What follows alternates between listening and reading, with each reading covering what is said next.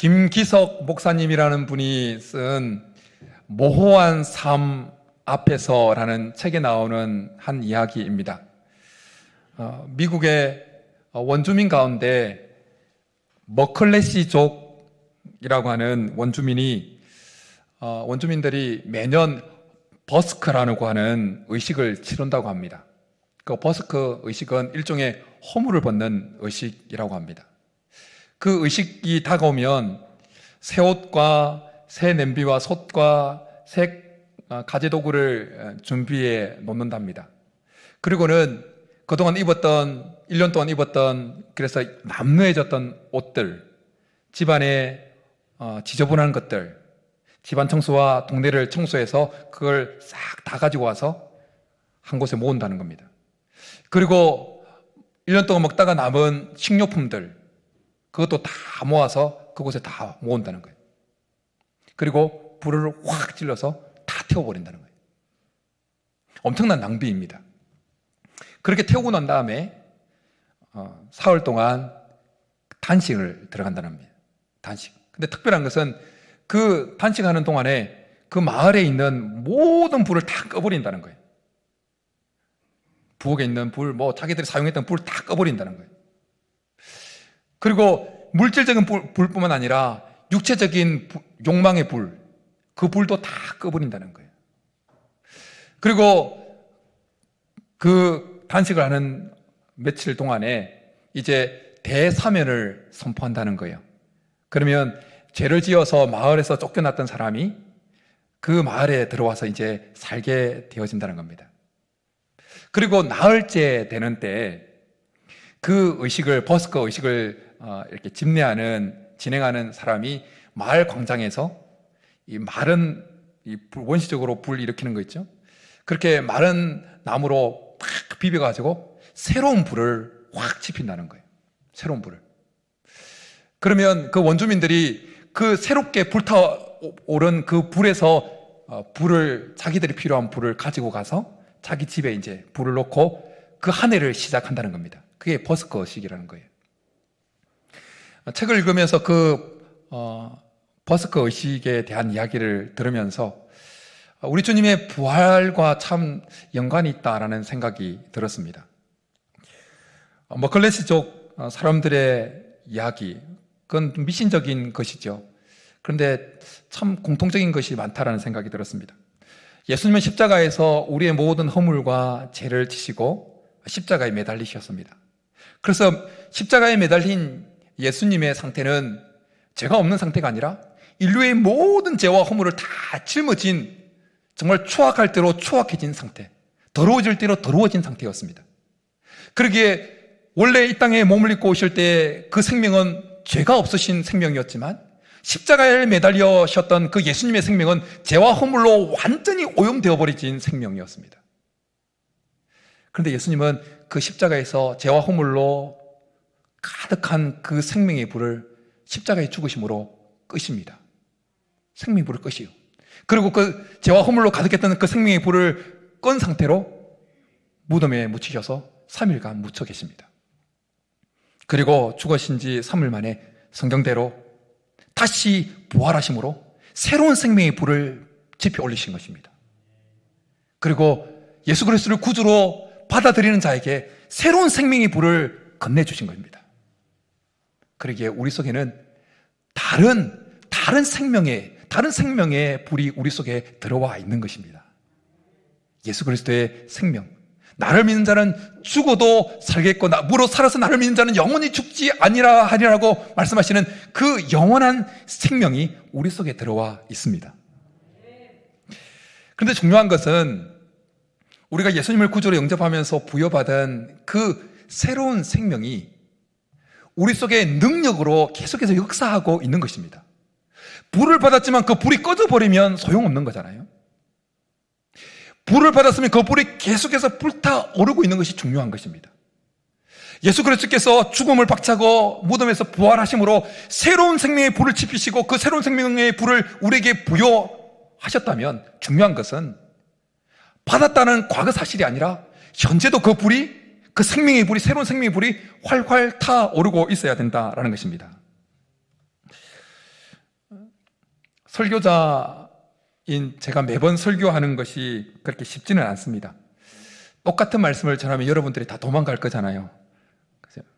그러니까 새로운 은혜가 가득한 설교, 갓 구워낸 빵과 같은 설교, 지성소에서 하나님과 그렇게 친밀하게 교통하다가 지성소에서 갓 튀어나와서 외치는 설교 같은 설교를 준비해서 전하려고 하다 보니까 쉽지는 않습니다. 특별히 이 절기 설교는 주제가 정해져 있잖아요. 부활절, 부활과 관련된 설교를 해야 되잖아요. 엉뚱한 설교하면 안 되잖아요. 그래서 여러분들은 지난 한 주간 고난주간 미디어 금식도 하시고 하면서 고난주간을 보내셨겠지만, 저도 미디어 금식도 하고 주님의 십자가를 묵상하면서 보냈지만, 저에게 더 고난이 되었던 것은 다가올 주일 설교를 묵상하는 것이었어요.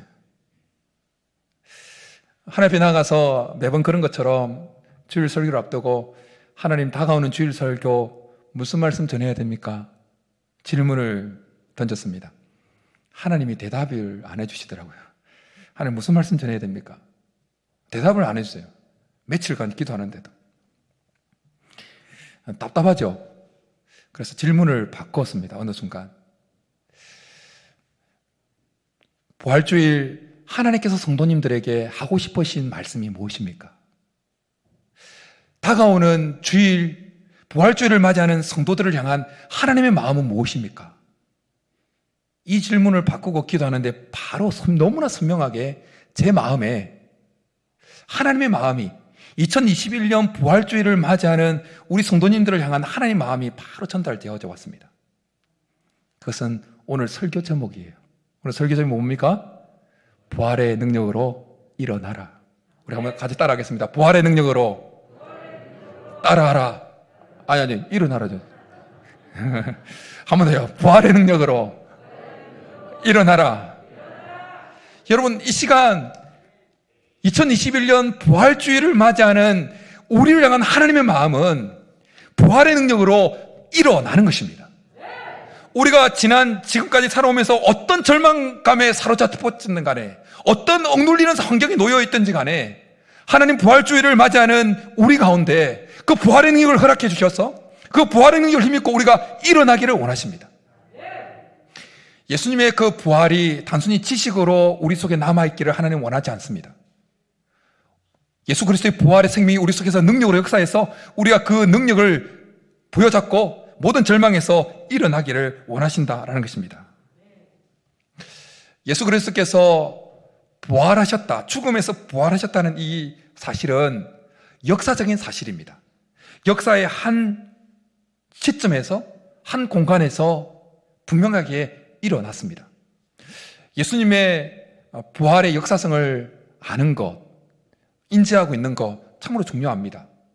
근데 저 같은 경우에 고등학교 때 이제 첫 신앙생활을 할 때 예수 그리스도의 죽으심과 부활의 역사성, 예수님의 십자가에 죽으시고 부활한 것이 역사의 한 시점에서 어느 특정한 지점에서 일어난 역사적인 사건이라는 이것이 그렇게 중요하게 가르쳐지지 않았던 것으로 기억되어집니다. 그냥 믿었죠. 관정했던 것처럼 안 믿어지니까 믿게 해달라고, 하나님 살아계시면 나타내서 믿게 해달라고 그렇게 해서 그냥 믿어져 버린 거죠. 그러다가 대학생이 되어서 선교단체에 들어가서 체계적으로 훈련을 받고 체계적으로 성경 공부를 하면서 예수 그리스도의 십자가 죽음과 예수 그리스도의 부활이 역사의 한 흐름 시간 속에서 그 한 지점에서 일어난 역사적인 사건이라는 것을 알고는 제 신앙의 기초가 더 탄탄해졌다는 느낌을 받았습니다. 그리고 신앙생활을 해온 지 30년 가까이 된 시점에는 예수 그리스도의 죽으심과 부활의 역사성을 아는 것보다 더 중요한 것이 있다는 것을 느끼고 있습니다. 그것은 뭐냐? 예수 그리스도의 죽으심과 부활이 실제 내 삶에서, 실제 우리의 삶에서 능력으로 역사하고 있어야 한다라는 것입니다. 예수 그리스도의 죽으심과 부활의 역사성 정말 중요합니다. 그러나 그것보다 더 중요한 것은 우리 속에서 그것이, 예수 그리스도의 죽으심과 부활이 우리 속에서 능력으로 실제로 작용해서 우리의 모든 절망에서 우리가 절망의 나락으로 떨어질 때마다 부활을 생각할 때마다 예수님 부활을 생각할 때마다 그것이 우리 속에 불끈불끈 일어나게 만드는 능력으로 역사하고 있어야 된다라는 것입니다. 생명은 움직이게 되어 있습니다. 생명은 죽었던 것을 살아나게 합니다. 지난 한 주 날씨가 너무 좋았죠. 예수님의 부활을 설교자에는 한 주 앞서서 이제 생각을 하니까요.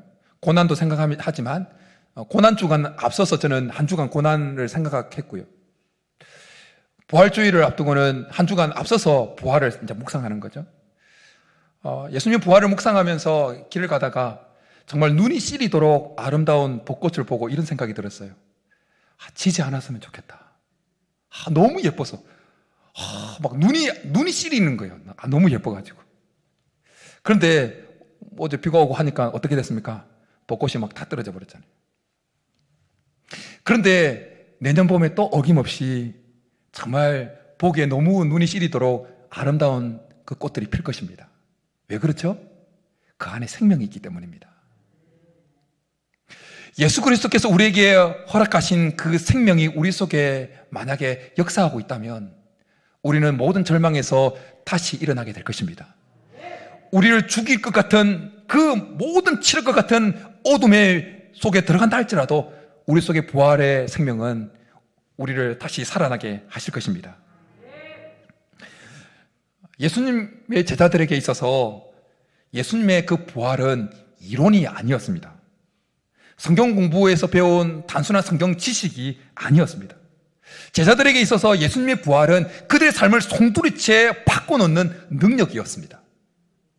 예수님의 제자들에게 있어서 예수님의 부활은 그들 속에 밀려왔던 모든 죽음의 공포와 두려움을 한순간에 사라져버리게 만들었던 능력이었던 것입니다. 사도행전 5장에 보면 예수님의 제자들이 예수님의 부활하심을 증거하다가 대제사장과 사두개인들에게 붙잡혀서 옥에 투옥되는 장면이 등장합니다. 그들이 그렇게 감옥에 갇혔을 때 주의 사자가 나타나서 그들을 탈옥시킵니다. 여러분, 감옥에 갇혔다가 탈옥되어지면 정식으로 탈옥된 게 아니라 어떻게 해서 탈옥하게 되어지면 어떻게 해야 됩니까? 어떻게 해야 되는 게 정상적인 모습입니까? 몸을 숨겨야죠. 다시 잡혀 들어가지 않도록. 그런데 사도행전 5장에 보면 제자들은 천사들이 탈옥시켰더니 사람들이 많이 모여있는 성전에 들어가서 또다시 예수 그리스도의 부활하심을 증거합니다. 그러니까 산헤드린 공회 사람들이 또 화가 나서 제자들을 잡아옵니다. 그리고 그들을 신문합니다. 그들을 채찍질합니다. 그들을 능욕합니다. 그때 제자들이 이렇게 담대하게 선포합니다.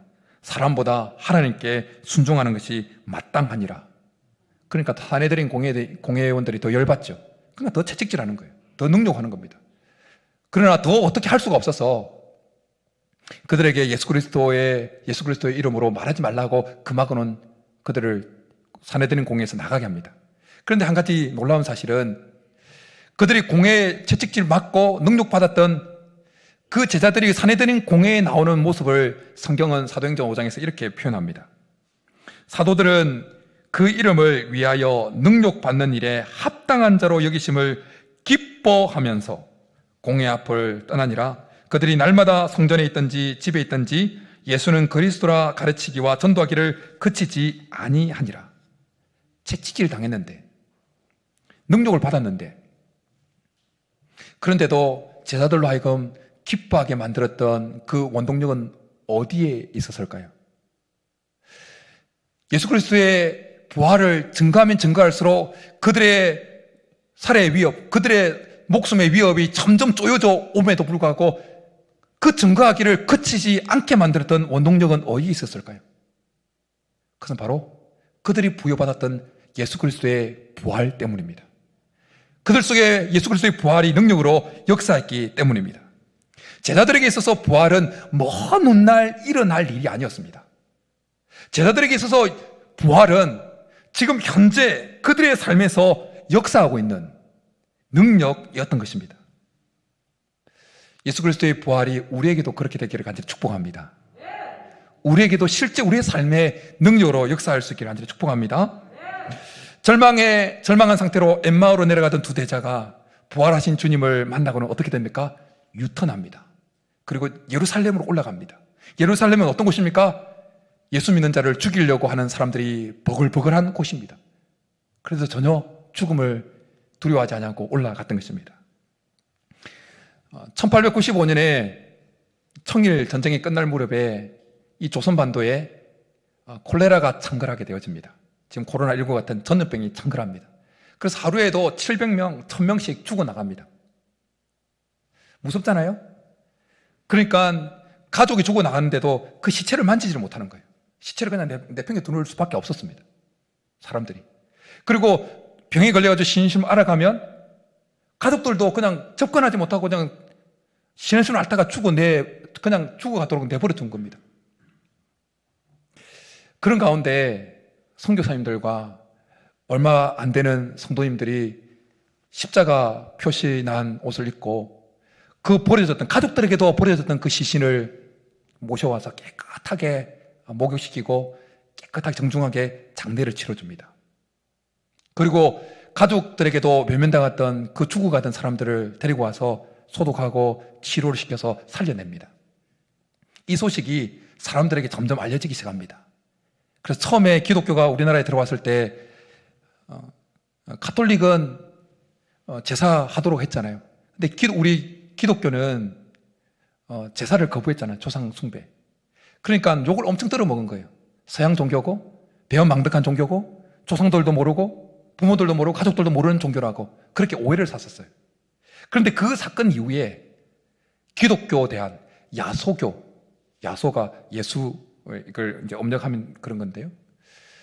이 야소교에 대한, 기독교에 대한 인식이 달라집니다. 이 소식이 조정까지 올라간 거예요. 기독교에 대한 사람들의 생각이 달라집니다. 그러면서 복음이 계속해서 핍박 가운데서도 계속해서 뻗어나가게 됩니다. 콜레라가 창궐하던 그때에 선교사님들과 얼마 되지 않은 그 성도들이 그렇게 콜레라가 창궐하는 그 속에 들어가서 그렇게 할 수 있었던 원동력이 어디서 나왔을까요? 그들 속에 부활의 생명이 능력으로 역사하고 있었기 때문이었습니다. 그런데 여러분, 기독교가 우리나라에 들어온 지 백수십 년이 지난 지금, 복음이 처음 이 땅에 들어왔을 때 우리 한국 초대교회 성도들 가운데 역사했던 그 부활의 생명이, 능력으로 역사했던 그 부활의 생명이 우리 속에는 어떻게 역사하고 있습니까? 100년, 200년이 채 지나지 않았는데 예수 그리스도의 그 부활의 생명이 우리 속에도 그렇게 역사하고 있습니까? 콜레라처럼 코로나19가 여전히 창궐하고 있습니다. 4차 대유행에 들어갔다는 이야기도 있고 여러 가지 있습니다. 그러나 그때만큼 1895년 그 콜레라가 창궐하던 그때만큼 우리 속에 예수 그리스도의 부활의 생명이 그렇게 능력으로 역사하고 있지 않다는 것을 부인할 수가 없습니다. 그러기에 하나님께서 2021년 이 부활주의를 보내고 있는 우리들에게 다시금 예수 그리스도의 부활의 생명이 능력으로 다시 역사하기를 원하시는 것입니다.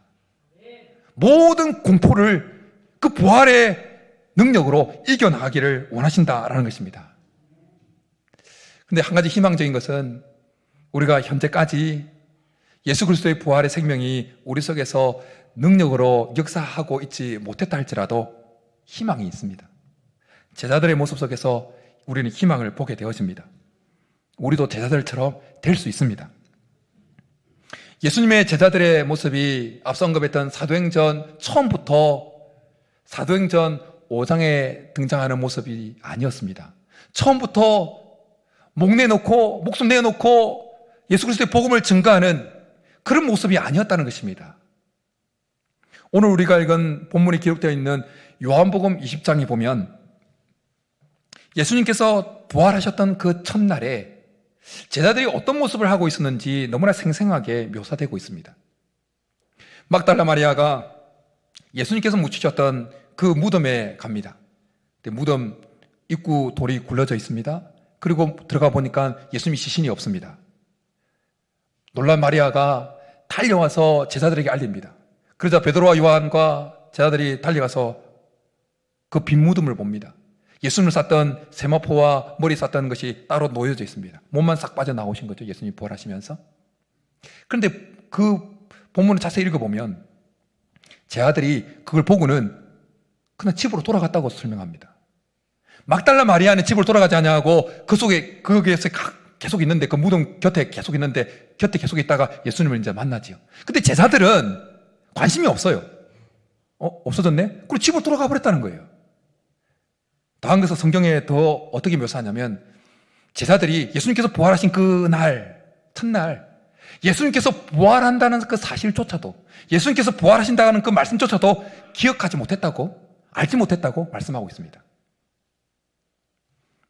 알지 못했던 것, 한 번도 들어보지 못했던 것이 아닙니다.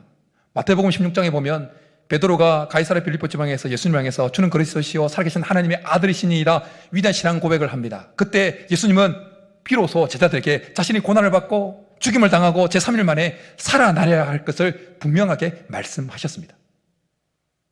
분명히 말씀하셨어요. 그런데 예수님께서 부활하신 그날에 그들은 예수님 부활한다는 그 말씀조차도 기억하지 못하고 있었다는 것입니다. 우리보다 더 못한 상태죠. 그래서 우리는 뭐 능력으로 역사하지는 않아도, 예수님의 부활이 우리 속에 능력으로 역사하지 않는다 할지라도 예수님이 부활하셨다는 사실, 그리고 우리도 먼 훗날 부활하려는 사실을 우리는 알고는 있잖아요. 그러니까 우리가 좀 더 나은 거예요, 제자들보다. 오늘 본문에 보면 제자들은 어떤 상태입니까? 오늘 우리가 읽던 본문에 보면 그들은 무서워서 어느 한 집에 들어가 있어서 문 하나만 닫은 게 아니라 문들을 다 닫았어요. 문들을. 조금이라도 자기들의 목소리가 새어나갈까봐. 그래서 새어나가서 붙잡혀서 예수님처럼 십자가에 못 박혀서 그런 고통을 당해서 죽을까봐 두려움에 떨고 있는 모습이었습니다. 그랬던 제자들이 죽음을 두려워하지 않게 되어졌습니다. 무엇이 제자들 속에 예수님의 부활이 그들 속에 능력으로 역사하게 만들었을까요? 그렇게 죽음 앞에 벌벌 떨었던 제자들이 예수 그리스도의 부활을 생각하면서 목숨 내놓고 나아갈 수 있었냐라는 것입니다. 예수님의 제자들의 그 모습 끝까지 그들의 결말이 어떻게 되었는지 우리가 한 번쯤 들어보았을 겁니다. 베드로를 위시한 가룟 유다 제외하고 모든 예수님의 12 제자들이 다 끝까지 예수 그리스도의 부활을 증거하다가 다 순교를 당했습니다. 베드로는 십자가에서 예수님처럼 어떻게 똑바로 매달려 죽겠냐, 그리고 거꾸로 매달려서 죽음을 당했습니다. X자로 십자가에 못 박혀 죽은 사람도 있고, 도마는 인도까지 가서 복음을 전하다가 순교를 당하고, 이집트로 바벨론으로 가서 여러 곳에 가서 복음을 전하다가 에티오피아까지 가서 복음을 전하다가 순교를 당하기도 하고, 그 제자들 속에 예수 그리스도의 부활이 끝까지 한 번 지펴진 불이 아니라 계속해서 불타오르는, 그 부활의 생명이 계속해서 불타오르게 만들었던 그 원동력은 어디에 있었냐라는 것입니다. 예수 그리스도의 부활의 생명이 그들 속에서 능력으로 역사하게 만들었던 그 원동력은, 그 비결은 어디에 있었냐라는 것입니다. 그것은 바로 성령입니다. 성령의 역사입니다. 여러분, 우리 속에 예수 그리스도의 그 생명이, 부활의 생명이 능력으로 역사하기 위해서 반드시 필요한 것이 뭐냐? 성령의 역사입니다. 성령의 충만함입니다. 오늘 본문을 보면 예수님은 그 죽음의 두려움에 움츠려서 있는 제자들에게 나타나시면서 그들에게 숨을 내쉬면서 성령을 받으라, 그렇게 말씀합니다. 숨을 후 내쉬면서 성령을 받으라. 성령은 헬라어로 푸뉴마라고 합니다. 근데 푸뉴마는 성령이라는 뜻도 있지만 공기, 숨이라는 뜻도 있습니다. 주님이 숨을 후 내쉬면서 지금 제자들에게 성령을 불어넣고 있는 겁니다. 성령을. 오늘 본문에 등장하는 예수님께서 숨을 내쉬면서 제자들에게 성령을 받아라, 성령을 불어넣는 이 광경은 창세기에 하나님께서 첫사람 아담의 코에 생기를 불어넣는 모습을 연상시키게 합니다. 하나님께서 첫사람 아담을 흙으로 빚으시죠? 그런데 다 빚었지만 생기가 들어가기 전까지는 그냥 흙덩어리잖아요. 근데 하나님께서 그 코에 생기를 불어넣었을 때 생명이 된지라 그렇게 말씀합니다. 살아난 거죠. 움직이게 되어진 것입니다. 죽음의 공포에 떨고 있던 제자들에게 예수님께서 나타나셔서 그들에게 숨을 내쉬면서 성령을 불어넣으시면서 그들에게 새로운 생명을 불어넣으신 것입니다. 새로운 창조가 일어나게 만드신 것입니다. 첫사람 아담에게 하나님께서 생기를 불어넣으시면서 첫 창조를 이루셨던 그 하나님께서 이 땅에 인간의 몸을 입고 오신 그 예수님께서는 그 자신 속에 가득한 그 부활의 생명을 숨을 내쉬면서 제자들에게 불어넣으시면서 제2의 창조, 새로운 창조를 제자들 속에 행하셨던 것입니다. 그래서 앞서 언급했던 사도행전 5장에 보면 사도들이 목숨을 내놓고 복음을 전하면서 그 사내들인 공회 앞에서 이런 고백을, 이런 것을 선포합니다. 이런 말씀을 선포합니다.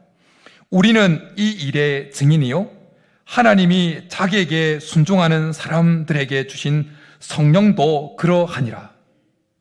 우리는 이 베드로와 제자들의 이 고백 속에서 제자들 속에 예수 그리스도의 부활의 생명이 능력으로 역사하게 만들었던 그 원동력이 성령이라는 것을 확실하게 알게 되어집니다.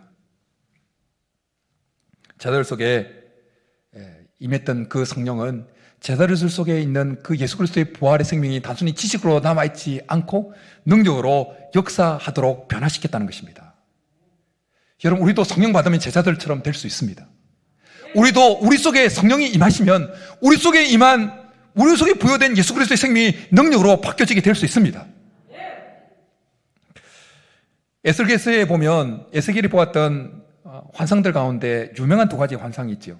하나는 에스겔 37장에 등장하는 골짜기에 가득한 많은 뼈들이 살아나는 환상이고, 또 하나는 47장에 등장하는 성전 문지방에서 흘러나온 물이 흘러가는 것마다 살아나는 그 환상이죠. 그 37장과 47장에 등장하는 그 환상 가운데 나타나는 공통적인 것 중에 하나는 뭐냐면 바로 성령의 역사입니다. 성령의 역사. 37장 에스겔 37장에 에스겔이 하나님으로부터 지시를 받아서 골짜기에 가득한 마른 뼈들에게 대언을 하지요. 그러니까 막 뼈들이 모여들고, 그리고 살이 오르고 힘줄이 오르고 가죽이 올라서 뭔가 사람같이 되지만 여전히 시체처럼 쫙 열려 있습니다. 또다시 하나님으로부터 지시를 받아서 생기를 향해서 대언을 합니다. 생기가 들어와서 들어가라. 그 생기가 들어갔을 때 일어나 서는데 성경은 그들의 모습을 이렇게 묘사합니다. 그들은 곧 살아나서 일어나 서는데 극히 큰 군대더라.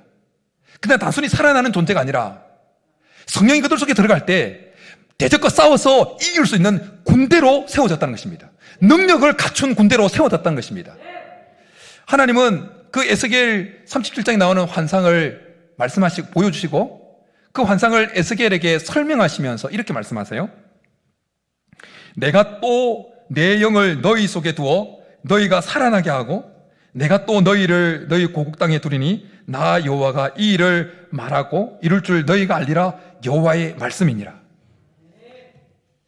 에스겔이 하나님 말씀에 반응해서 대언했던 그 생기가 들어가라고 했던 그 생기는 다른 것이 아니라 하나님의 영, 성령이라는 것입니다. 성령이 들어갈 때 그들이 단순히 일어나는 차원이 아니라 군대로 일어나게 되었다는 것입니다. 성령은 우리 속에 부여된 예수 그리스도의 부활의 생명이 우리 속에 능력으로 바뀌게 만드시면서 우리로 하여금 대적들과 싸워서 이기게 만듭니다. 우리를 군사로 무장시키는 것입니다. 여러분, 사탄은 우리를 끊임없이 옥죄어서 우리를 죽이려고 만들어요. 절망 가운데 나락으로 떨어지게 만들렵니다. 질병으로, 마음의 낙심으로 끊임없이 우리를 나락으로 떨어지게 만들려고 합니다. 분명히 우리 속에 예수 그리스도의 부활의 생명이 있음에도 불구하고, 그러나 사탄의 모든 공격이 아무리 심하다 할지라도 성령께서 우리에게 강하게 임하시면 우리 속에 부여된 예수 그리스도의 부활의 생명은 능력으로 전신갑주로 바뀌게 될 줄 믿습니다. 그럼 이기게 되어지는 것입니다. 에스겔 47장의 성전 문지방에서 흘러나온 그 물줄기는 성령을 의미하는 것입니다. 근데 성전 문지방에서 나온 그 성령의 물줄기가 가는 것보다 어떤 역사가 일어납니까? 죽었던 것들이 살아납니다. 떠나갔던 것들이 돌아옵니다. 비었던 것들이 채워집니다. 풍성해집니다. 이미 우리는 예수 그리스도의 부활의 생명을 가지고 있습니다. 그 처음 받았을 때 그래도 불꽃이 튀었을 겁니다. 근데 어느 순간 시간이 지나면서 다 꺼져버렸을 거예요. 무늬만 남아있을 수 있습니다. 그러나 희망인 것은 무엇입니까? 성령께서 우리 속에 다시 들어오면 그 꺼졌던 그 불이 예수 그리스도의 부활의 생명이 다시 불지펴질 것이라는 것입니다. 다시 살아날 것이라는 것입니다. 우리 속에 예수 그리스도의 부활의 생명이 정말 능력으로 강하게 역사하기 위해서는 우리는 더 강력한 성령의 충만함을 받아야 되는 것입니다. 우리는 더 성령께 강하게 사로잡혀야 되는 것입니다. 오늘 예수님으로부터 성령을 받았던 그 제자들의 모습이 요한복음 21장에 넘어가면 참 실망스러운 모습으로 바뀝니다. 21장은 이렇게 시작합니다. 요한복음 21장은 그 후에 그들의 모습은 어떠냐면 갈릴리에 가 있는 모습입니다. 제자들의 모습은. 그 후라는 것은 예수님으로부터 성령을 이렇게 부여받았던 이후라는 겁니다. 근데 그 이후에 제자들이 어떤 모습을 띱니까? 베드로는 야, 나 물고기 잡으러 갈래. 그리고 갈릴리 바다로 가는 거예요. 그러니까 다른 제자들도 그래? 우리도 갈게. 그리고 물고기 잡으러 가는 거예요. 예수님께서 오늘 우리가 읽은 본문을 잘 보십시오. 그 죽음의 공포에 두려워하고 있던 그들에게 예수님께서 나타나셔서 너에게 평강이 있을지어다 말씀하시면서 21절에 아버지께서 나를 보내신 것 같이 나도 너희를 보내노라 그러시면서 숨을 후 내쉬면서 그들에게 성령을 불어넣으셨어요. 그들에게 성령을 불어넣으신 것은 갈릴리 바다에 가서 다시 물고기 잡으라고 불어넣으신 것이 아니라는 것입니다. 성령 부여받고 담대하게 일어나서 증인으로 나아가기를 원하셨던 것입니다. 그런데 제자들의 모습은 어떻다고요? 갈릴리 바다에서 물고기 잡는 업으로 다시 돌아가 있었다는 것입니다. 뭐가 문제죠? 예수님께서 오늘 우리가 읽은 본문에서 예수님께서 숨을 내쉬면서 제자들에게 불어넣었던 그 성령이 다른 데로 흘러가 버린 것입니까? 제자들이 성령을 받지 못한 것입니까? 아닙니다. 성령 받은 건 맞습니다. 주님은 숨을 내쉬면서 제자들에게 성령을 불어넣으셨습니다. 그럼 뭐가 문제죠? 오늘 우리가 읽은 본문에서 제자들에게 임했던 그 성령은 너무나 미약하게 임했다는 것입니다.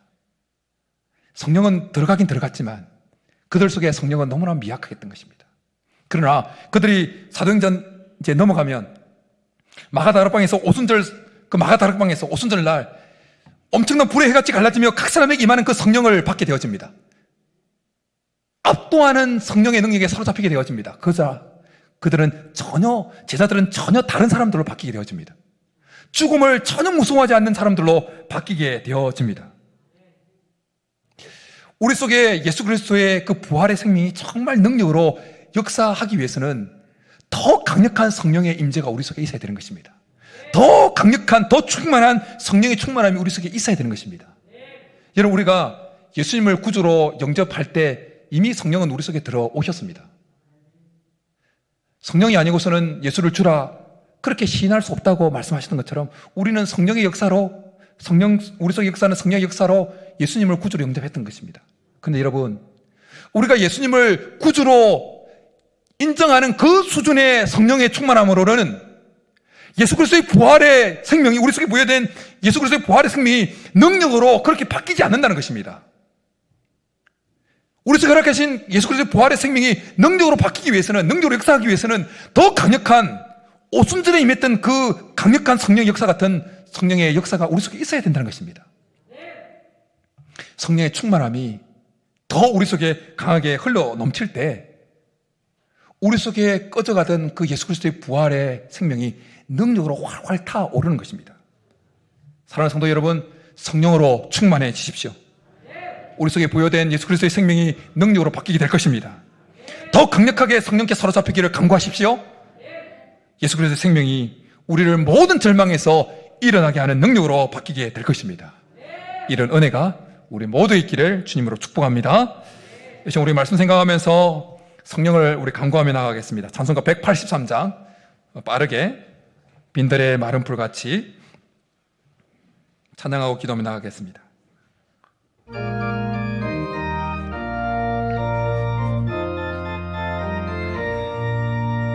빈들의 마른 풀같이 시들은 나의 영혼, 주님이 약속한 성령 간절히 기다리네.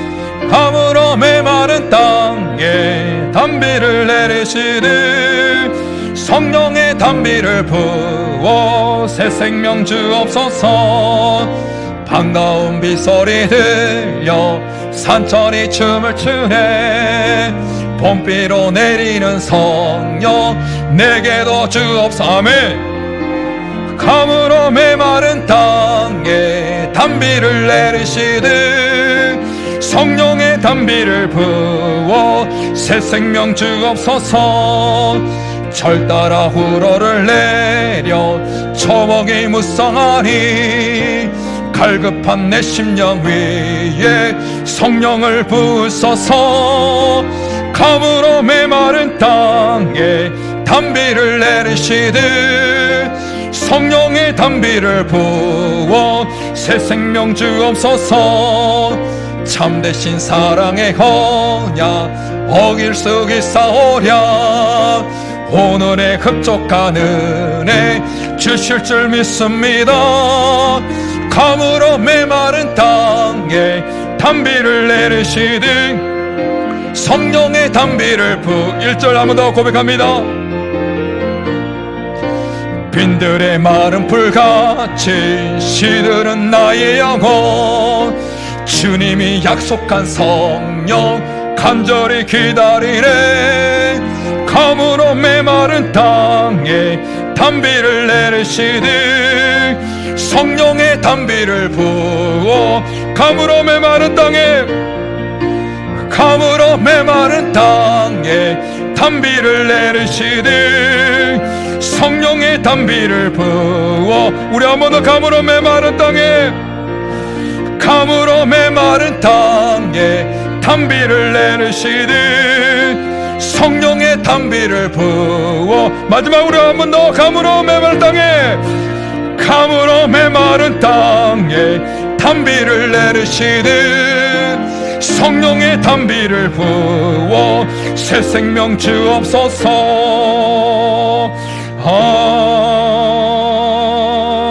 아멘. 이제 우리 말씀 생각하면서 같이 기도하며 나아가겠습니다. 이미 하나님 우리에게 예수 그리스도의 부활의 생명을 우리에게 허락하셨습니다. 그러나 한번 불지 피어진 것과 그 불이 계속 능력으로 활활 타오르는 것은 천지 차이입니다. 하나님은 2021년 부활주의를 보내고 있는 우리에게 부활의 능력으로 일어나라고 말씀하고 계십니다. 부활의 능력으로 일어나라고 말씀하십니다. 예수 그리스도의 부활의 생명이 능력으로 우리 속에 역사하기 위해서는 성령이 필요합니다. 성령의 충만함이 필요합니다. 오순절날 받았던 그 성령의 역사가 우리 속에 필요합니다. 우리 이 시간 하나님 하늘 문을 여시고 우리 가운데 마가다라방에 임했던 그 성령의 충만함이 성령의 임재가 우리 가운데 우리 속에도 있게 도와달라고 이제 우리 성령을 간구하며 주여 한번 부르게 되면 나가겠습니다. 주여! 살아계신 하나님 아버지, 2021년 부활주의를 보내고 있는 우리를 향한 하나님의 메시지, 부활의 능력으로 일어나라고 말씀하신 하나님, 부활의 능력으로 일어나라고 말씀하신 하나님, 우리 속에 이미 예수 그리스도의 부활의 생명을 허락하신 하나님, 예수 그리스도의 부활의 생명이 우리 속에 능력으로 역사하기를 원합니다. 주님, 우리 힘으로는 되지 않습니다. 성령을 주옵소서. 성령을 주옵소서. 성령을 주옵소서. 성령의 충만함을 더 강력한 성령의 충만함을 허락하여 주옵소서. 마가다라 병에 임했던 모순절 마가다라 병에 임했던 그 성령의 역사가 우리 속에 일어나게 도와주옵소서. 우리에게도 임하게 도와주옵소서. 우리에게도 임하게 도와주옵소서. 하나님, 그래요, 예수 그리스도의 부활의 생명이 우리 속에서 능력으로 역사해서 모든 절망적인 상황에서 일어나게 도와주옵시고, 모든 죽음의 공포에서 벗어나게 하여 주옵시고, 모든 두려움에서 일어나게 도와주옵시고, 모든 질병에서 일어나게 하시고, 모든 질병에서 벗어나는 역사가 있게 도와주옵소서. 오, 살아계신 하나님, 우리 가운데 성령을 허락하여 주옵소서. 성령의 강력한 역사를 허락하여 주옵소서. 성령의 충만한 역사를 허락하여 주옵소서. 우리 가운데 임하여 주옵소서. 우리 가운데 임하여 주옵소서.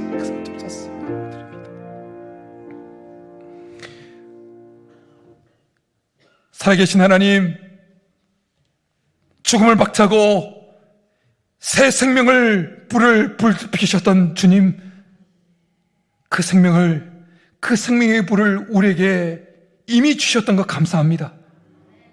그러나 그 불이 지금 능력을 발휘하지 못하고 이미 꺼져버린 자도 있습니다. 주님, 성령을 허락하여 주옵소서. 성령을 부어 주옵소서. 더 강력한 성령을 허락하여 주옵소서. 더 강력한 성령의 임재를 허락하여 주옵소서. 더 충만한 성령의 충만함을 허락하여 주옵소서. 그래요, 제자들을 바꿔놓으셨던 그 성령의 역사가 우리에게도 일어나서 이미 우리 속에 허락되어진 예수 그리스도의 부활의 생명이 능력으로 역사해서 우리가 직면한 모든 절망적인 상황에서 일어나게 도와 주옵소서. 부활의 능력으로 일어날지어다. 부활의 능력으로 일어날지어다. 우리를 향한 하나님의 선포에 믿음으로 반응하며 나아가오니 성령을 허락하여 주셔서 부활의 능력으로 일어나 이번 한 주뿐만 아니라 주님 앞에 서는 그날까지 어떤 절망적인 상황 속에서도 일어나 달려가는 믿음의 성도들 다 되게 도와 주옵소서. 그렇게 주실 줄 믿고 감사를 드리며 예수님의 이름으로 축복하며 기도드립니다. 아멘.